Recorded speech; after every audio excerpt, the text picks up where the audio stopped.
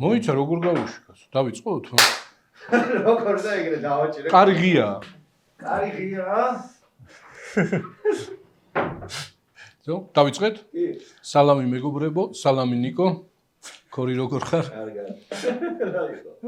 რატო იცინი? ჩემი არის აჟიტირებული. ბოლო 15 წუთია ესე არის. გაზაფხული ჩემო ნიკო, გაზაფხული შედის ძალაში. გაზაფხულის ის გქონდა, ტრეილერი გქონდა ერთი დღე, რომელიც ძალიან კაი იყო და მას მერე იწვიმ. ანუ კაი არ ცივა, მაგრამ ნუ ხო, იცი რა არის, მე გაზაფხულს ვგრძნობ ხოლმე რაღაცნაირად სუნით, ბალახის მიწის იმით. ჯერ არ არის.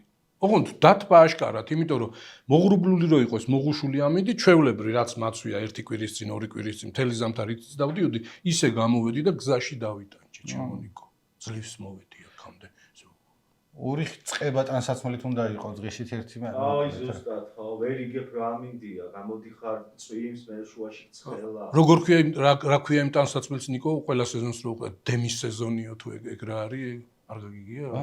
რაღაც ხო არის ისეთი, აი იმ დროსაც შეგიძლია ჩაიცვა და ამ დროსაც აქედანაც და იქიდანაც და ხო ეგრე არის კი რა შვებოდი შენ მე დღეს წუხალდავდე ნაგაზის ჩემი YouTube არხის ახალი რომელიც ამჯერად სასაცილო გადაწყვეტა რა ყოფილიყო რამდენად გავამევიდა გაერთე თუ ისე რა კი თან ზელის წინ უყურებდი და ეს სიცოცხლე დავასპოილეროთ ხალხი მოყენე ეს არის ან რაც დამასპოილერ ძვირიან ბინებს უყურებდი და მეთქი გასართობად შევხედა აბა რეები იყიდება 2 მილიონი 3 მილიონი რა აქ ჩვენთან თუ იქ არა აქ აკაც აქ ჩვენთანაც არის ეგეთი მილიონი ой მე გინდა მაგას ნახე ჩემი ისე მოგედა და მე გავხურდი ტექსტზე რომელიც იქ ახლავს ხოლმე იმიტომ რომ საშინელი ქართულით წერია ცუდი ფოტოებია გადაღებული და ჩემი ძირითადი ის იყო ნარატივი რომ ბოდიშნიკო მაგას შენ უფრო იკეცუნე მე მეგონი უმეტესობა რუსი მაკლერია და Google Translate-ით გადათარგმნილი ტექსტები შეიძლება ეგეც იყოს რა როგორც მივხვდი იმ ტექსტებით ხო იმიტომ რომ ჩემ მეგობრები ვინც აქირავენ სურუსი მაკლერები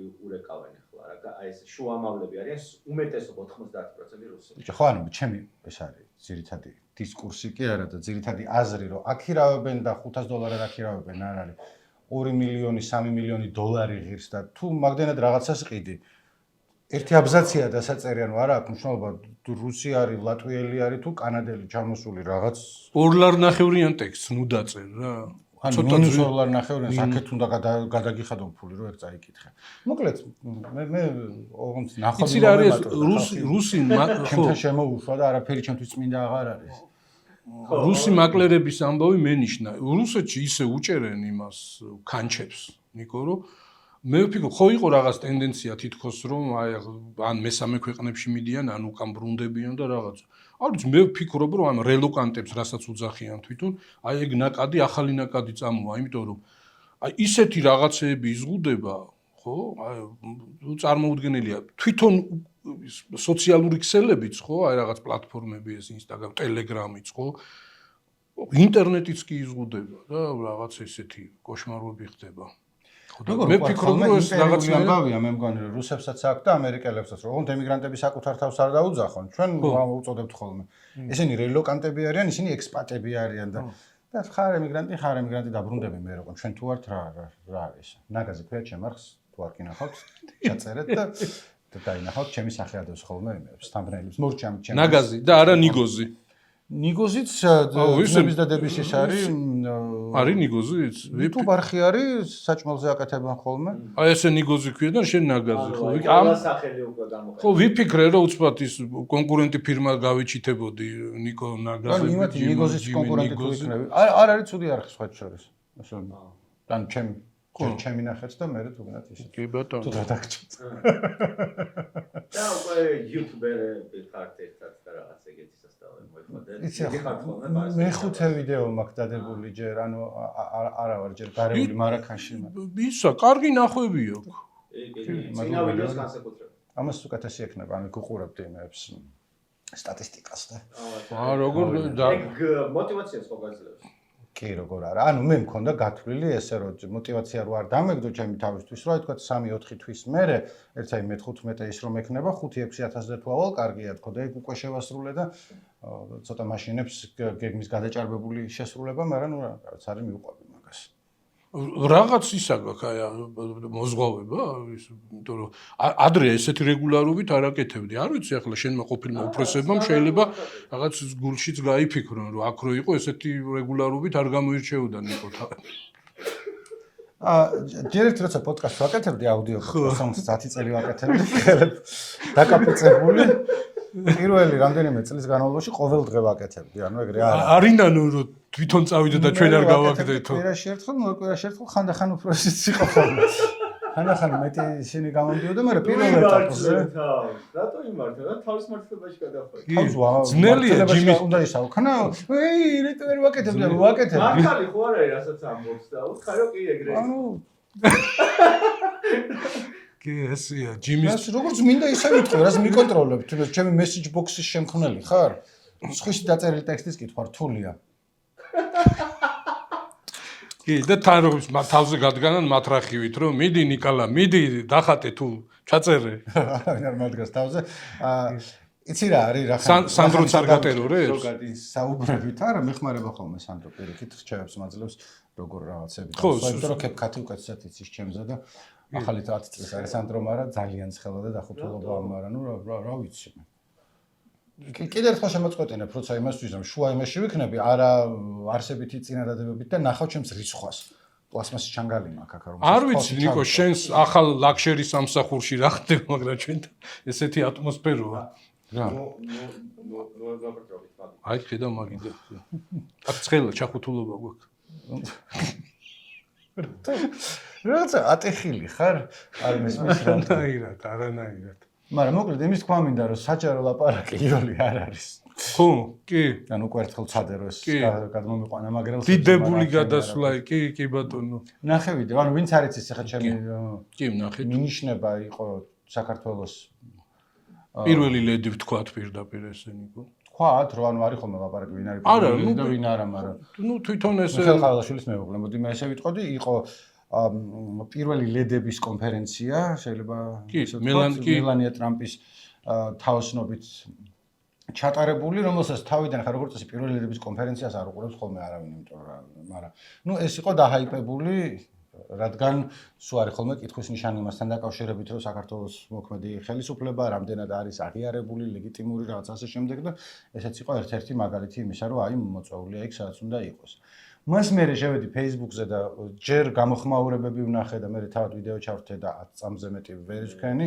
ანუ ლაპარაკი იყო იმაზე რომ მას გაუჭირდა ინგლისურად კითხულობდა და არა მარტო ის რომ ცუდი ინგლისურით წაიკითხა რომელიც ხა საერთაშორისო გამოსვლების დროს არავის არ უყვეს სხვებმაც კიდე დარწმუნებული ვარ რომ ბარეორზე უკეთესად იცის მაგრამ არ ვიცი ძალიან ნერვიულობდა თუ პანიკური შეტევა ჰქონდა თუ აი რაღაც ვერ ქნა რა და ზოგი დაიწვა მისი საცოდაობით, იმიტომ რომ ყოფილვართ ყველა მაგ ვითარებაში რომ ლაპარაკობ და უცებ ვერ იმას შვები. სხვები ამბობდნენ რომ აბა რა ეგონა იქ რომ მიდიოდა შენ როგორი შეგახსოვს? ხო, მე რას ვფიქრობ, ვიცი, ისა, ჩემთვისაც ძალიან სტრესული არის, აი დიდი აუდიტორიის წინაშე გამოსვლა, აი ძალიან სტრესული არის, აი როგორ ვთქვა, აი ახლა ჩვენ რო ვზივართ და ვიდეო კამერის წინაშეც ვლაპარაკობთ, ხო? ამასაც ნუ ძალიან დიდი ხნის განმავლობაში ვეჩვეობდი და ესეც არ იყო ჩემთვის ბუნებრივი გარემო. გაზეთში მუშაობდი, მე რადიოში მუშაობდი და ნუ რაღაცნაირად ეს კამერის წინ დგომის ის არ მქონდა რა გამოცდილება და ძალიან დამთრგუნველი იყო რომ ფიქრობ რომ აი რამე რო შეგეშლება ყველა ნახავს შენ სირცხვილს.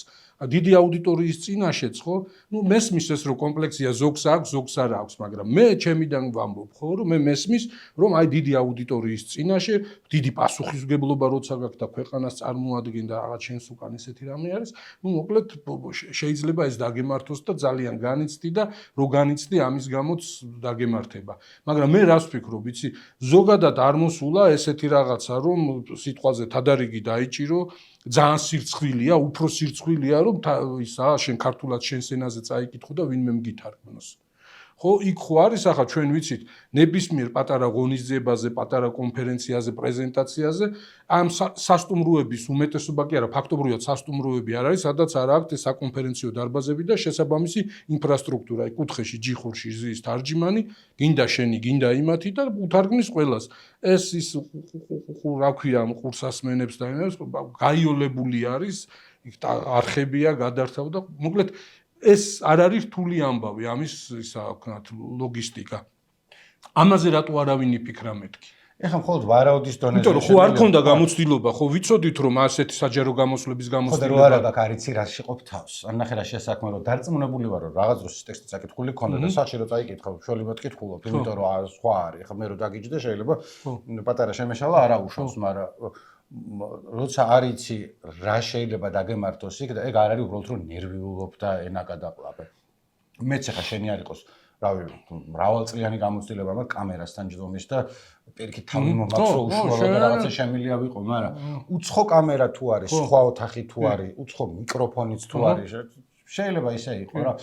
თან ახლა გამოცდილება რომ გააქვს და პროფესია არის პრინციპში შენი, ეგ აი თავს გადაიკეტავ და რაღაც ავტოიმითი მიდის. მე მინახავს აი ჩემს სტუდენტს დაემართა ერთს რომ გქონდა პრეზენტაციები 40 კაცი იყო აუდიტორიაში და ჩათვლა არ ჩათვლა იყო, არანაირი მნიშვნელობა არ ქონდა და იყო ძალიან ყოჩაღი ცოცხალი გოგო, რომელიც გამოვიდა პრეზენტაციაზე და უცებ გაფუჭდა. მე თქვი აი დაჭექიშვილო რა გჭირს, ანუ რაღაცა ეგ არ არის, არაფერზე არ არის დამოკიდებული, ხანდახან შეიძლება ფიზიკურად ისაქნა. ეხლა ეგ თუ არ იცი რომ დაგემართოს და თუ გამოცდილება არ აქვს, შეიძლება ტექსტი ძალიან კარგად ქონდეს დაზეპირებული და იქ მართლაც ქართული უშველი და იმიტომ რომ ქართულში კიდე რაღაც ჩაიტან ბოლომდე და იმას ისამ. არა, ქართულ სტრესიც არ გექნება ისეთი.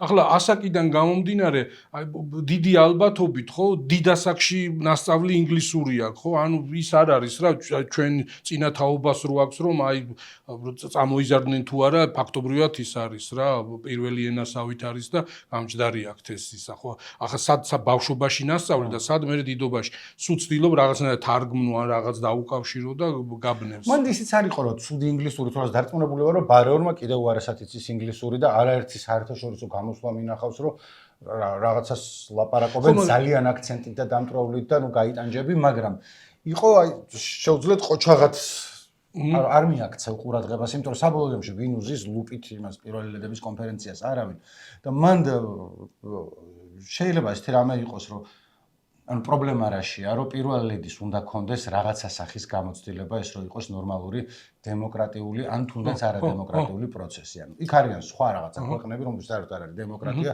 პირველი ლედი ქვიალოს და შეიძლება 30 წელია იქ იყოს, მაგრამ პოლიტიკური ცხოველები, როგორც ამბობენ, ხომ ისინი მაინც არიან, იმიტომ რომ შეიძლება გევალებოდეს ვიღაც გუბერნატორის ცოლს დახვდე, იქ რაღაცა ილაპარაკო, იქ სკოლაში მიხვიდე. ნუ სხვანაირად მოგეთხოვება ყურადღების ცენტრში ყოფნა იმის და მიუხედავად რომ ხელობა არის და ფიქცია არის. ყველას აქვს, მაგრამ ჩვენი, თქვათ, ყაველაშვილი მისი მეუღლე ისე მოხვდნენ იმ სასახლეში, რომ არ გამოუვლიათ მაინდა-მაინც შეიძლება უხეშად იყოს ნეგატიური სელექციით, ასე ვთქვათ, ყველაზე საუკეთესო კანდიდატი არ იყო ყაველაშვილი და ამით არ სხვაგანაც არ იყო საუკეთესო კანდიდატი, მაგრამ ის არ იყო რომ ან ვინმე აირჩია, ან თავისი გამჭრიახობით და სისასტიკით და რაღაც ან პროგრამა ქონდა.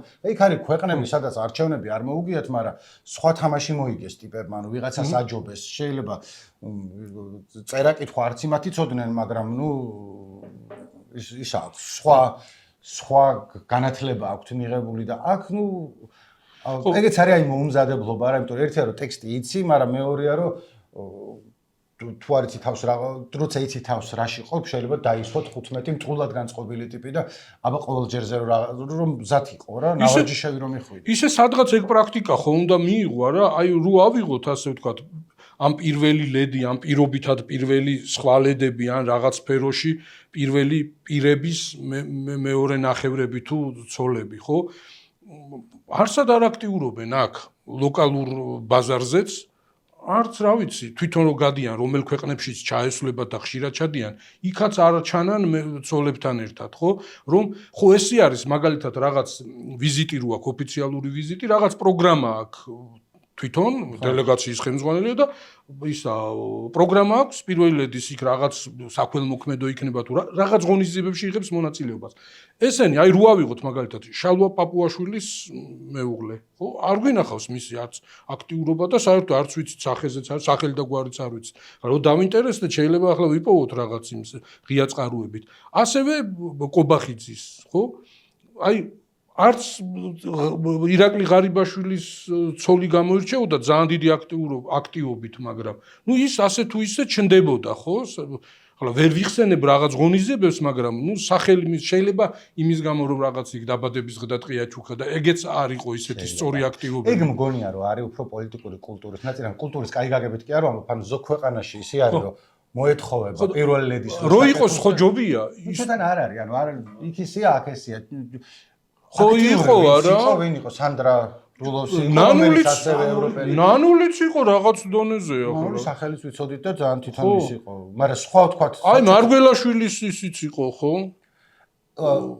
იცი მე ცოტა საბჭოთა მემკვიდრეობაც არის და საბჭოთა კავშირში არავის არ მოეთხოვებოდა რომ ვინმე მეუღლე გამოეჩინა. აუცილებელი არ არის, მაგრამ აი ხო ხედავ რომ გჭირდება მე ქვეყანას წარმოაჩენ და ღირსეულად უნდა საჭირო არ არის თქო. ნიკო რომ მოუბრუნდეთ ახლა უცბად. რატო არის რომ ზოგან ესეთი კულტურა ჩამოყალიბდა ზოგან ისეთი. უცბად. შეიძლება თქვა სომხეთშიც არ იყოს ეგრე, აზერბაიჯანში უფრო არის მე მგონი.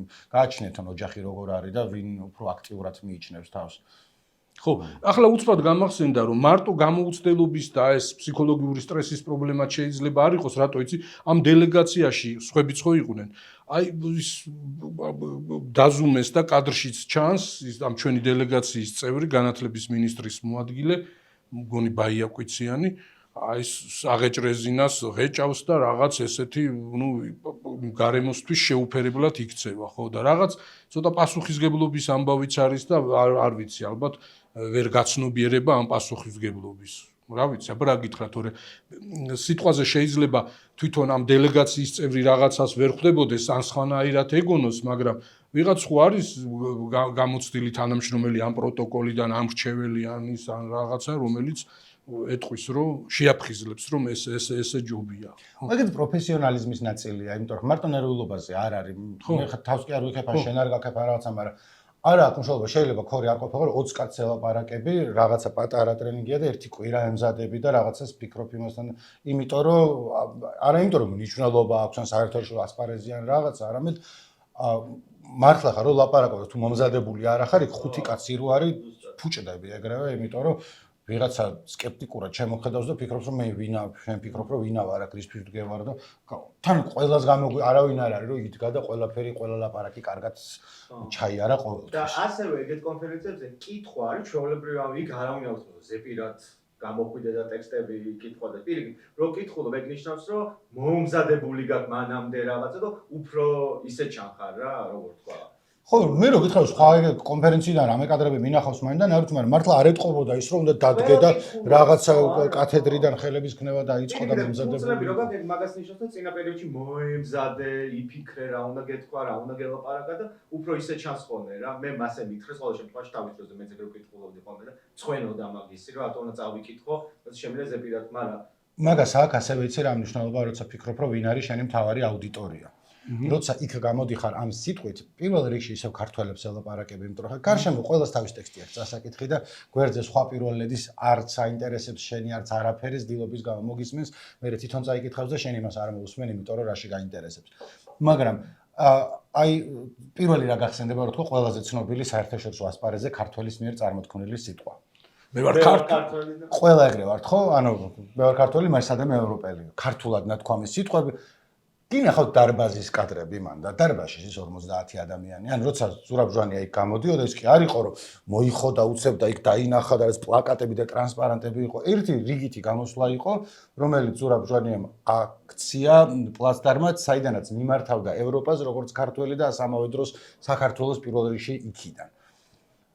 ხო, სიტყვები გახსოვს, იმიტომ რომ არავის არ ზურაბჟვანია ის იყო ერთ-ერთი საუკეთესო ორატორი თანამედროვე პოლიტიკაში, ვინც ყოლია და არ არის ეგ არ მოეთხოვება არავის რომ ზურაბჟვანია იყოს, მაგრამ ნუ რაღაც შეგიძლია ისევ შენიანებს დაელაპარაკო, გინდა ინგლისურად, გინდა ქართულად. ხო, მაგრამ აი შენი თქმის არ იყოს, მაინც რო იყოს აქ ჯანსაღი პოლიტიკური პროცესი რო იყოს და ჯანსაღი კონკურენცია და არ ხდებოდეს ხელოვნური ჩარევა და აი ეს ნეგატიური სელექცია და კონკურენცია იყოს, თუნდაც შიგნით პარტიის შიგნითაც, ხო?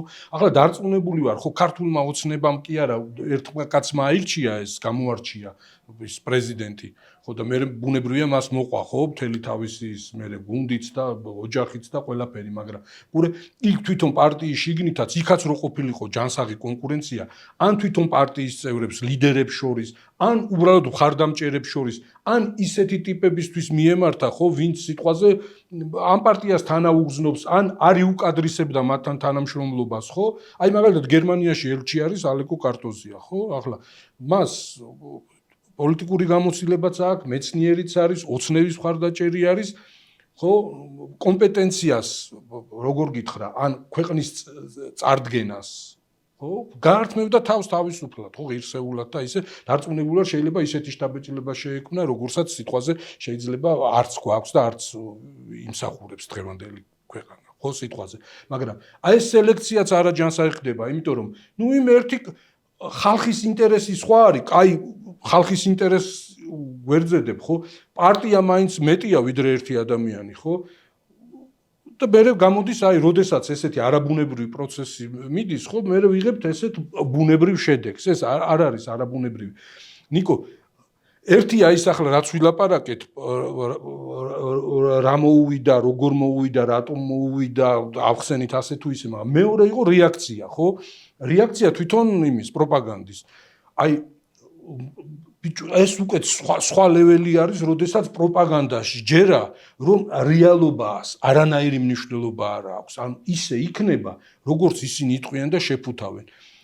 ის ხმას ჩაუწიეს, რაღაც ტექსტი დაადეს, ნუ ახლა ტექსტი ხო დაწერილი იყო და მე თვითონ არ უთქვამთ ამ იმ ეთერიდან, მაგრამ აი ესეთი გავლენიანი პროპაგანდის მხარდამჭერი ან პროპაგანდისტი ტიპებიც არის, ისინი ამბობდნენ, რომ ხელოვნური ინტელექტით დაამახინჯეს და ესე იგი სამასხარაოდ გახადეს პირველი ლედის გამოსვლა, მაგრამ სინამდვილეში იყო იდეალური გამოსვლა, ყველას მოეწონა, ყველამ ტაში დაუკრა და იმან მასპინძელმა პირველმა ლედიმაც გამოარჩია როგორც საუკეთესო. ხო, მოკლედ და აი ამას აჯერებენ საზოგადოებას რა. პროპაგანდამ ყველაზე ჩემთვის ყველაზე დაუჯერებელი რაც გააკეთა კიდე ის იყო რომ რატომ ილაპარაკეს ეს ცუდად, იმიტომ წინა ერთი კვირა პატრიოტს გლოვობდაო, იქათერებდა და აღამებდაო და დაღლილი იყო ემოციურად განევრიულებული და მაგის გამოც ეგეც იყო ფაქტორი. ხო, აი ხო ესეც ხო სიმპტომური არის. ის ასეთ ქვეყანაში ის რომ გვემართება, ხო, ლოგიკურია. აი ხო გეუბნები, შეიძლება რაღაც ინტერპრეტაცია მოახდინოს სხვანაირი, იმიტომ შეეშალა და აი თუნდაც ეგ რასაც შენ ამბობ. ეგ ნაკლები ამბავი არის, რომ ნუ აი იგლოვა და ემოციურად გამოიფიტა და რაღაც ის, მაგრამ ეს რომ იდეალურად გამოვიდა და უბრალოდ ეს ხელოვნური ინტელექტით გაუკეთეს რაღაცა და ეს რო გჯერა და დარწმუნებული ვარ ამას იმიტომ არ აკეთებენ რომ ეს უბრალოდ ვიღაცის წინაშე ქულები ჩაიდოს. ბევრი ამას იჯერებს. უნდათ რომ დაიჯერო, იმიტომ რომ კიდევ ერთხელ იქ ვინც იყო, იმათა გამოსვლა არ ახსოვთ კი არა, მაშინვე უმეტესობას არ მოусმენია, შეიძლება ზოგი იყო რომ ნუ კაი გეხოცები ჩადიბა. ეგ არ არის საერთაშორისო ასპარეზზე თავი მოვიჭერეთ ან დავიმახსოვრეთ ან არავის ეგ არ ახსოვს. არ იყო ეგეთი მნიშვნელობა, ჩვენთვის არის მნიშვნელოვანი. თან იცით, ცუდად სხვების გამოსვლა, ნეკა ბესელიას გამოსვლა იყო ერთი მახსოვს და შალვა თელაშვილის დანვის დიქტეიტორს ვაკეთებდა. არც ერთ ისე როგორც ახალგაზრდები ამბობენ, არ იქრინჯებოდი, იმიტომ რომ არც ადამიანმა ინგლისურმა და ლაპარაკობს. ხო, შალვა თელაშვილი იდგა სამ კაცთან ერთად იქ თეთრი სახლის წინ და იქ იძახოდა ახლა შალვა თელაშვილი ბარეორი ვერ იტყვის, ისეთ სიტყვას წარმოთქვამს ქართულად და მე უთარგმნიან, ხო? ახლა ხო და მაგაშია. იმას ვამბობ რა, რომ შეგიძლია ყოჩაღადი ლაპარაკო და ცუდი ინგლისური. იგივე ხა ამბობენ რომ მელანია ტრამპმაც არის ის კაი ინგლისური. საკუთარი კომპეტენციის ზღვარის ცოდნა არის ძალიან მნიშვნელოვანი, ხო? ხო? და მომზადება როცა არა გაქვს. ყველა შეუძლია რომ რაღაცა ისე მოემზადო, რომ იმიტომ რომ ყველას აქვს კომპეტენციის ზღვარი. აი რაც არ უნდა ჭკვიანი კაცი იყოს და ათენაზე ლაპარაკობდეს და იმას, მაგრამ თუ თვითონ დაიჯერებს რომ შეუძლია წავიდეს და რაღაცა აი კვანტურ მექანიკაზე ლექცია ჩაატაროს, ხო, მასაჩუსეტსის ტექნოლოგიურ უნივერსიტეტში, იქ შერცხება და იტყვიან რომ ვინ არის ეს დეგენერატი, საიდან მოვიდა აქაო. ამ დროს ჭკვიანი კაცი შეიძლება იყოს. ხო, ანუ ეს შენი პასუხისმგებლობაც არის რომ შენ თვითონ შენ თავს განუსაზღვრო სად გადის შენი კომპეტენციის საზღვარი და არ გააკეთო ის, არ წამოიკიდო ის თვირთი, რომელსაც ვერ ზიდავ, ხო? ხო და მე მაინც ვფიქრობ, რომ ის რაც გვემართება საერთაშორისო ასპარეზზე, ნუ მოკლედ ასე ვთქვა, შევთანხმდე, რომ დადებითი მოვლენა და პოზიტიური და ის რომ ქვეყანას წინ წათებს, ეს ამბავი არ იყო, მაგრამ ლოგიკური არის ის, რაც გვემართება აგერ ახლა, 2-3 დღის წინ ბანერის მოხატვისთვის ხო მარკერი ბანერის და ადამიანი გაუშვეს ციხეში წელიწად ნახევრით. იმას ხო რაღაცნაირად შეგვაგუეს რომ ტროტუარის გადაკეტვაზეც რაღაც ის არის ადმინისტრაციული პატიმრობა და პასუხისმგებლობა. ახლა სისხლის სამართლით გაუშვეს ელენე ხოშტარია წელიწად ნახევრით. ისეთი რამისთვის რაც აი ყველა მიცის რა აბსოლუტური ვერც რა უნდა თქვა რომ რატო იმიტომ რომ ვიღაცები თქვენ აბა ლაკა დადიოდეს თავისუფლად თუ აი რაღაც მაგის იქით არგუმენტი არ არსებობს რომ რა გაფუჭდა რა სისულია არა უყურე თანხა ის ბანერის ღირებულება რაც არის ხო თან იმ ბანერსაც დროებითი ღირებულება ქონდა ხო სანამ რაღაც პერიოდი იქ გადახდილია თანხა და დამაგრებულია ხო 500 რაღაც ლარის 600 ლარამდე ღირებულების იყო ეს არ იყო კულტურული მემკვიდრეობის რაღაც ესეთი ნიმუში რომ მისი დაზიანება რაღაცნაირად მოდიში გაწყვეტილებ მაგრამ თუ სადღაცა ვიშოვით მაგ პლაკატს რომელიც წარწერა აქვს და გადაანადგურებული არ არის რაღაც ხანში იქნება კულტურული მემკვიდრეობის 20 წლის მერე ფასი დაედება რომ აი სწორედ ეს არის რის გამოც ის ორიგინალი აი რომელსაც რომელსაც მიჯღაბნელია თუ რა ვიცი რა იყო ეგ საკაიფოთ მუზეუმში მოხდებოდა 100 წლის მერე ხო ძალიან უცნაური არის ხო რომ ხო თან როგორი წარმოიდგინე ნიკო ის ოსკარ უაილდი კი ნატანჯიკაცი იყო ციხეშიც ეჯინათ მაგრამ დორიან საქართველოში რო გაეკეთებიან ქართული მართლმსაჯულება რო ყოფილიყო დორიან გრეის პორტრეტის დამახინჯებისთვის რამდენს მიუშჯიდნენ წარმოიდგინე შენ ან ვისაც ყველა მის დორიან გრეის ბანერისთვის ხო ეგ არის აბსოლუტური უსამართლობა არაფერში არ წერია და არ აქვს მნიშვნელობა ვისკენ ახარ და ხმას ვისაძრავ ცალსახა არის მანდ რო არის რაღაც აუ ისე რომელიღაც გადაცემაში ეს მსჯელობდნენ და წამყვანმა არ ვიტყვი რა მნიშვნელობა აქვს ესეთი რაღაცა თქვა რომ აი როგორი ნიშანდობლივი დამხვევა არისო რომ 4 შვილის დედასო ციხეში უშვებენო 4 შვილის მამის ბანერის დაზიანებისთვისო მე სკანდალში გაეხვა 4 შვილის ასევე დედა ეს ჩვენი ისა ყაველაშვილის ცოლი პირველი ლედი თუ როგორც ხონდა ამაზე მსჯელობს 4 შვილის მამა როგორი ის არის რა ვიცი სახართული ის არის 4 ბევრია თუ ცოტა მე ბავშვობაში მახსოვს ლექსი ფარდობითია ყველაფერი პირველ თუ მეორე კლასში ვიყავი რომელიც გრძელი ლექსი იყო წავიკითხე 1 შვილი არაშვილი 2 შვილი ვითომშვილი 3 შვილი ტყუილი შვილი 4 შვილი მაინც არაშვილი და რამდენიღაცაზე იყო მართლა შვილიო და აი ეგრე არაფერი არ მძულს როგორც ეგ ლექსი იმიტომ რომ შეიძლება ერთი მყავს და ის არის ჩემი რაჭული სიმღერა რო არის დედას ყავდა 20 შვილი და 20-ვე გამოსდილი და რო იწყებს ჩამოთვლას მე დაგუგლე იმ YouTube-ზე არის ძალიან ის არის სასაცილო ამბავი არის ხო ამ იმას ახლა სერიოზულად რომ მოუბრუნდეთ ამ იმას ხო ძალიან ის იყო უცნაური და ნიშანდობლივი კომენტარები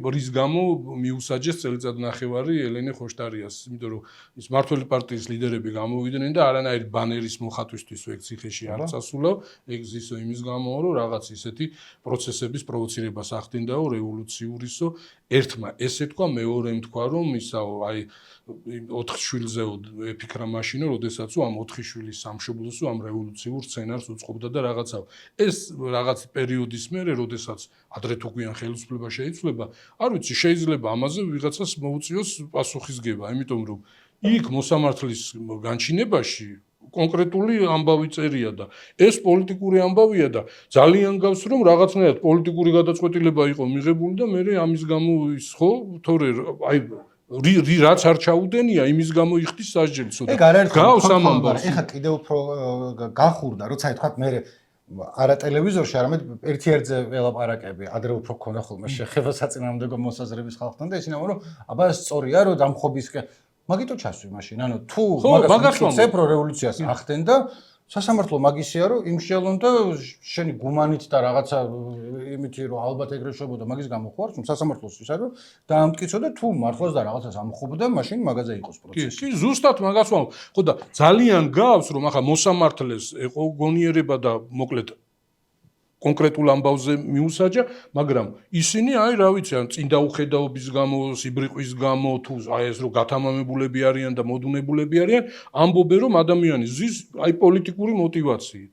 და ის რო ამბობს რომ აი მოსამართლეც ასაბუთებს რომ ჯარიმებს არ იხდისო, არ ცნობს ამ იმასო, გამომწვევად იქცევა, არ ნანობს, არ ინანიებს და ასე შემდეგ. იცი რა არის? ბოდიში, მაგრამ ისეთი ხშირ შემთხვევაში ისეთ კანონებს იღებენ, რომ იმათი აღსრულება არის, უფრო მეტი დანაშაული, ხო?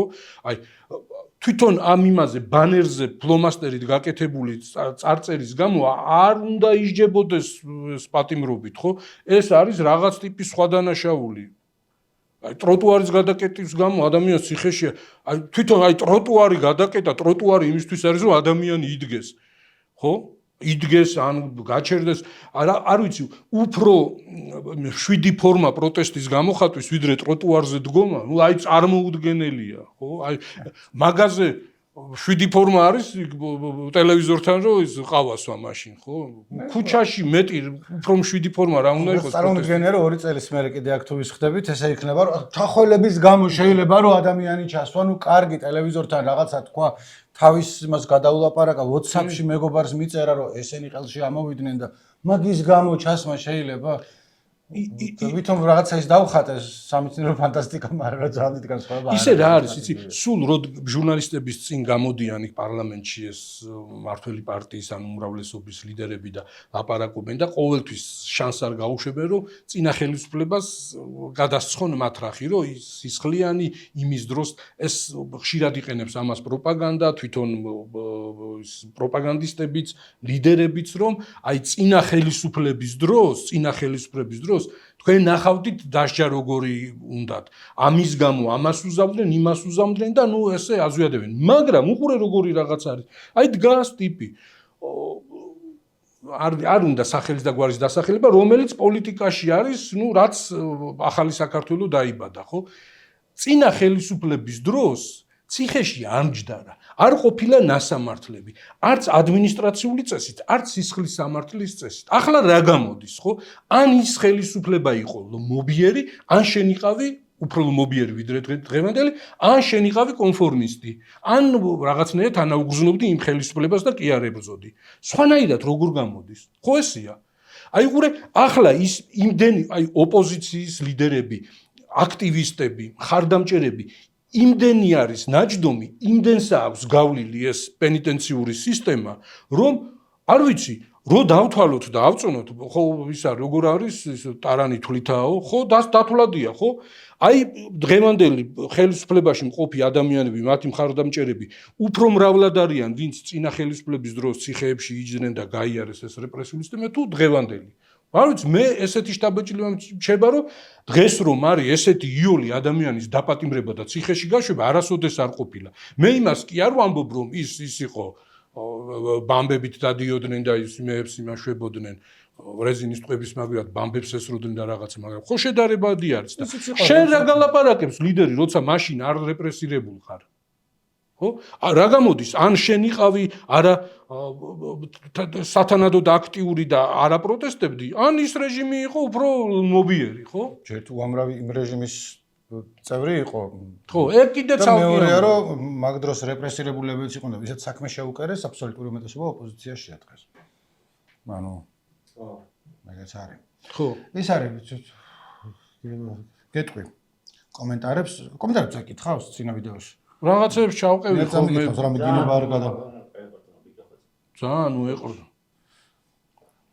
დიქტატურის პირველი წესია, რომ ყველანაირი გაერთიანება ადამიანებისა უნდა გაკონტროლდეს ან გაუქმდეს კავშირი, ასოციაცია, კლუბი, ფედერაცია, წრე, ყველაფერი, სადაც ადამიანებს შეუძლიათ დაელაპარაკონ ერთმანეთს და აზრები გაუზიარონო. ჩემი აზრი არ არის ჯინ შარპი დიქტატურიდან დემოკრატიამდე წერს ჯოშუა მკლაცო.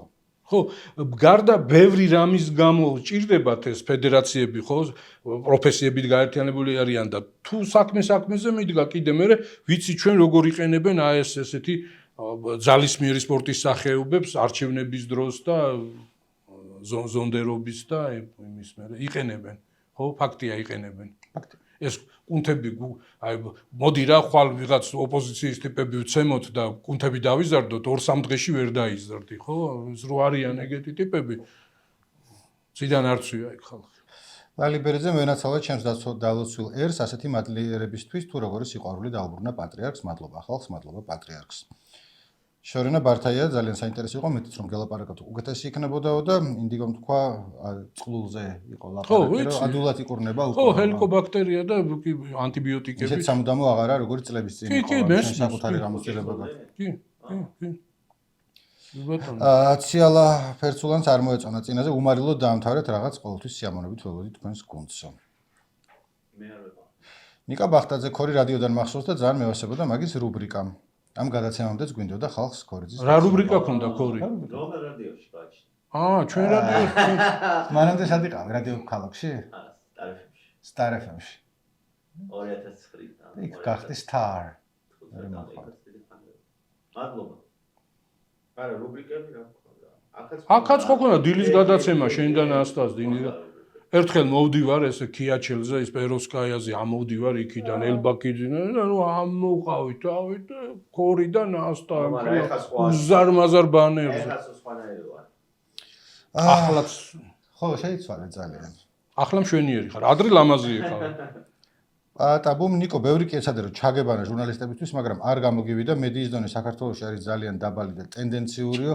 ხო წებ ანუ ტენდენციური რო არის მედია და მიკერძოებული და პრობლემები რო გვაქვს ვიცით უბრალოდ ყოველ ჯერზე მაინც მარტო ჟურნალისტებზე გადატეხვა ჯოხის, როდესაც სისტემა არის პრობლემა და პრობლემა არის სისტემური, არის ძალიან იოლი. ჟურნალისტების ბრალი არ არის რომ ეგეთი ტენდენციური მედია გარემო არის. არის სისტემა მოწყობილი ისეთი, რომლის დროსაც ძალიან რთულია რომ სხვანაირი იყო. მე ჩვენ კომპლიმენტს გვეუბნებიან ხოლმე ჩვენ ორს კი არა თქვა რადიო თავისუფლებას ან სხვებს კიდე რა. აი თქვენ ხო ისე იყავით, მაგრამ ჩვენ კიდე ჩვენი სისტემა გქონდა, რომელიც გვაძლევდა საშუალებას რომ აქ ესეთი ხალხი მოგროვილი იყო, ესეთი პროდიუსერი ყოლოდა, ესეთი დირექტორი ყოლოდა და გქონოდა რაღაც ფარდა. იქიდან რომ უცებ თქვათ ფლობელი არ იტყვის რომ ახლა ხვალიდან რაღაცა სხვას აკეთებს. ეს არ არის ინდივიდების პრობლემა. არის რაღაცა, როდესაც თქვათ საკითხისაც ინდივიდს შეეცლება ხოლმე რაღაცა, მოდით 100-ას შიფშორიდან შიფშიფ და დაენახე ხალხს რომ იცოდნენ რომ შენ ახარ და არა ეს.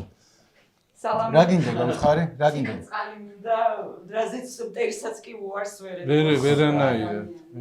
მე მithვა ტრესთვის უარ. შეიძლება, მაგრამ მოკლედ იმის თქვა მინდა რომ არის საკითხები, როცა ვიღაც ინდივიდ შეგიძლია დაადო ხელი და თქვა რომ შენ არ გამოგივიდა რაღაცა. არის სისტემური საკითხები, როდესაც არ აქვს მნიშვნელობა ნიკო აიქ ჯიმია ტატოა თუ ირინაა თუ ვინ არის, საბოლოო ჯამში მაინც პრობლემა შეიქმნება. მოდი დავამთავროთ, იმიტომ რომ აქ რაც წამალი უნდა დალიოთ თუ რატო არის წყლის დალევა ეხა ესეთი აუცილებელი. კოცნით გამომიწერეთ ინსტაგრამში. ყველა თავისას. გამომიწერეთ ინსტაგრამში, რა ქვია ინსტაგრამში? რატო ქორიძე ფოტოგრაფიები?